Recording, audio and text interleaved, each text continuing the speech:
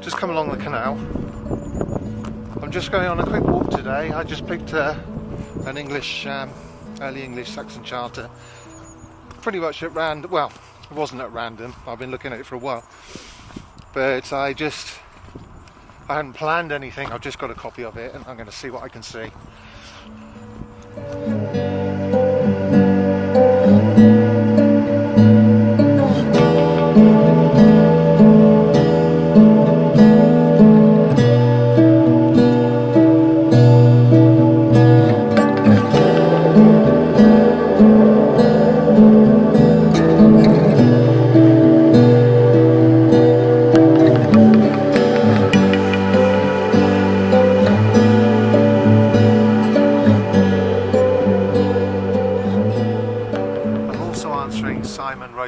Latest YouTube film where he talks about authenticity in reciting Old English. I think we've got his two different wings of describing to modern ears the languages of the past. I think you've got those who care about the authenticity of the past, respect for the people that lived through those times, mean that you must stick to all of the evidence that there is about how it would have sounded. And I think it's not that I'm opposed to that point of view. What it is that I want it to be as accessible as possible. I want to show you that Old English and Middle English is English, which is why we call it English. Now, Simon makes it quite clear that Old English is a different language, and much of it is unintelligible, but 80% of the things that we say to each other today are Old English, are Anglo-Saxon words. Now the grammar might be different, the sound of vowels might be different, the spelling might be different, but it is English. So I'll give you an example. Now, if you're very, very selective about so this is an authentic part of the Anglo-Saxon Chronicle. The very first lines of the Peterborough, the Peterborough manuscript. Britannia Ierland is 800 mila lang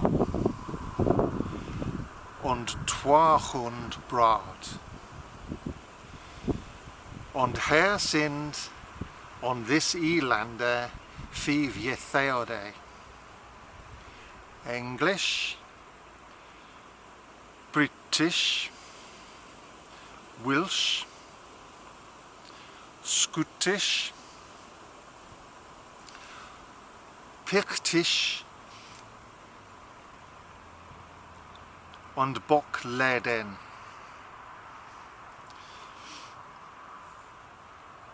So that was an authentic piece from the Anglo-Saxon Chronicle, from the very first lines.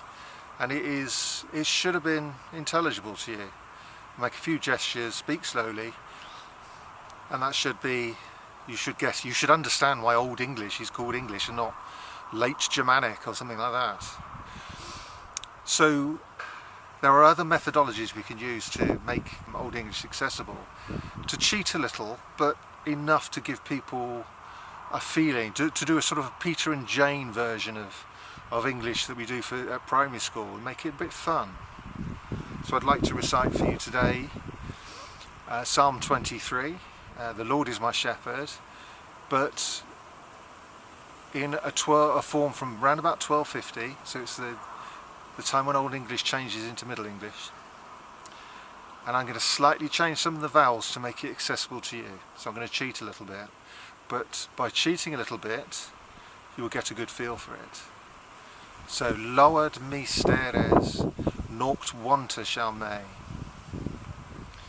Instead of fodder, me lauked he. He led me over water, over fodder.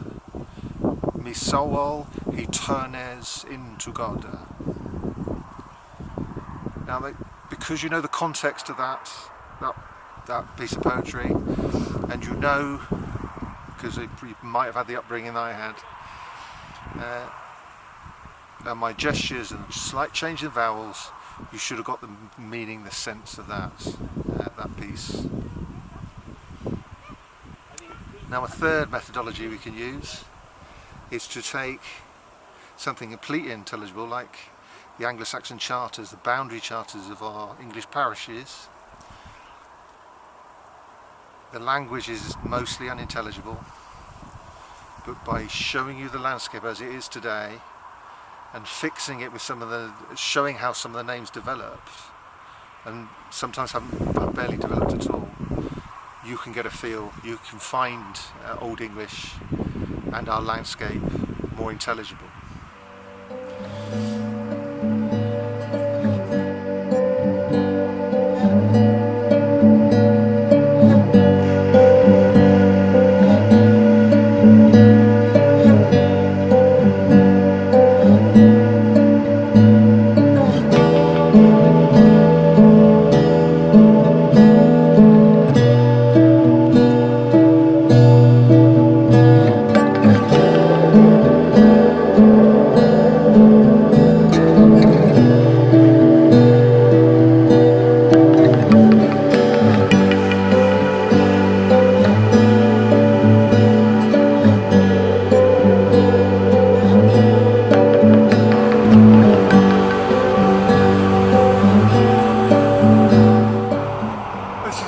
And I think, looking closely at the charter, I don't think it's Leverton at all. I think it's Eddington, but I've planned a route, so I'm going to do it, but I shall talk about it.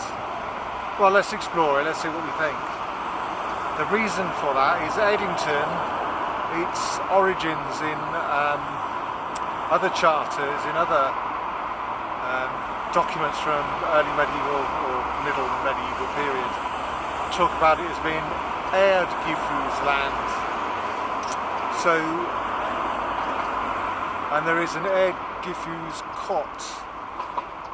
So the reason why I think it might be of Eddington, this charter, Leverton's charter, is because that would mean, if it is of Leverton, that would mean the charter goes in an anti-clockwise direction, the boundary markers. So to correct it, now it's not impossible for a charter to go in an anti-clockwise direction, and it is a short charter as well. But it's more likely that it does go